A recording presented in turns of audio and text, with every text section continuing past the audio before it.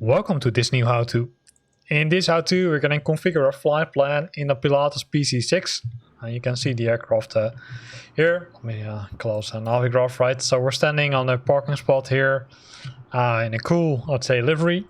And the next thing we're going to do is we're going to configure the flight plan, and that's why I also opened Navigraph. Navigraph is I would say paid add-on, right? It's not a free add-on, keep that in mind. It's a subscription-based add-on. But I think it's, I would say, you get a lot of value for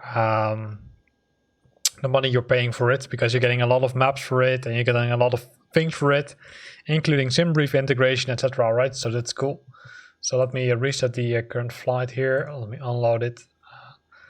Let me make sure that we're focusing on the location where we are currently, and we're gonna use, I'd say, this nice Garmin GNS 530 to program our flight. So what we can do is we're gonna use this one, but you can also use this one, right?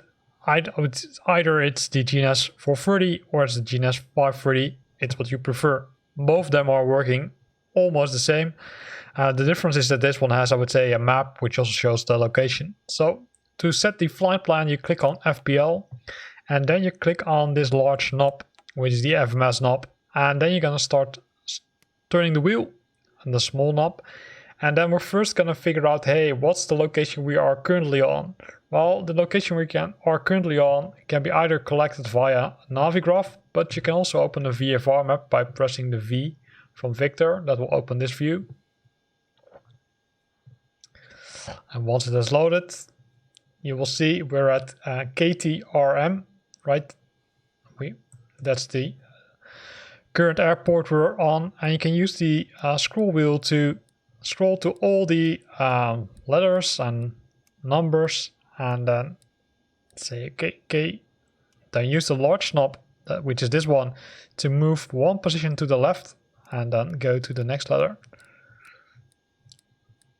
Some of the add-ons, except for this one, have the option to also type it. I do expect that someone is gonna work on that for this one, because that's much easier, because then you can simply type it in instead of scrolling the wheel. KTR, and then the M from Mike. You can see this is the airport, and then you simply hit enter to accept it, and then it will say, hey, do you want to add this waypoint? And you can say yes, because normally what you do is you define the, let's say, starting point of flight and then the destination. So you can do that by adding the waypoints in this list here, right? So let me hit enter again. Yes. Oh, that's not good. In this case, we're gonna clear it. Then you can do it by pressing the clear button and then the enter button, then we'll remove it. So make sure that you select the field again. So we're gonna hide this map. So the plans, we're gonna set up a flight, not a very big one, I would say a short one. So we're gonna first go to CLEEE, and we're gonna do that again with the same number or the same letters, and you will see that by default it will start with the previous waypoint. You can simply ignore that and then search for the next waypoint which is there. So C, and then Lima,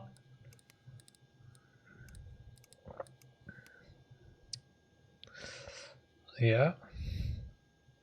Now Flight Simulator freezes for some reason, so I hope it doesn't crash.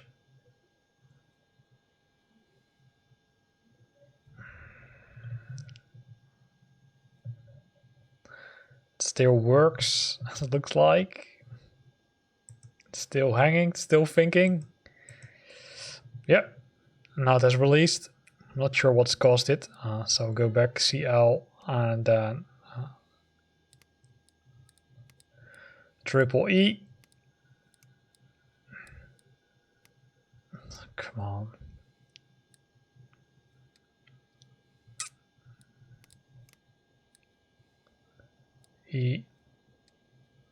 CLEE, that's the one we need, and then you press enter again, and then it'll say, do you want to add a waypoint? Yes, we want to do that. So, and you can see that there's now a pink arrow here which shows the active, the active waypoint and the active leg of the flight plan. In this case, the active leg is from KTRM to CLEE. This is the distance. This is the cumulative distance, which means if we would add another waypoint, you will see that this one will increase, and we've got the DTK, which is the direction, if I'm correct.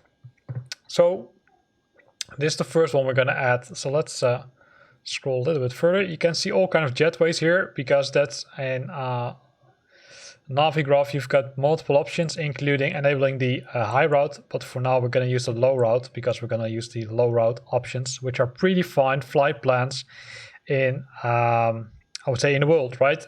And those flight plans are containing one or more waypoints. In some case, they will go from one airport to the other airport, like this one.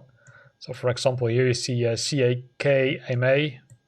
The CEEE has now disappeared, right? So you also need to keep that in mind, that sometimes you can't use it because it's not useful, because it's not on the flight plan which you want to use, and in our case that's the fact. So let's add CKMA, right? So we can easily modify it.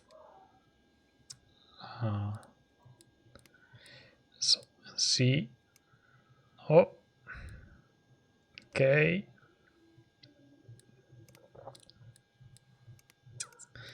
You can see all the numbers are all the locations which the navigation system knows are popping up, right?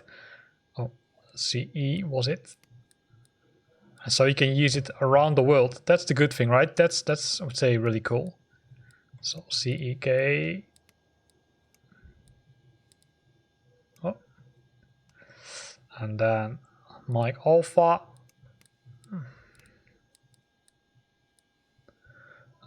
Knows it. Says it, and now I'm gonna press OK. I'm gonna add it, and then we're gonna clear the CLEE. I'm gonna say yes. So that's now done, and then we can continue with our next, which can be, for example, either Uniform Lima Alpha Lima Echo or Oscar Golf India Bravo Echo. Let's go for the last one. So we're going to change the waypoint, or change the cursor again, and then simply start scrolling again. So Oscar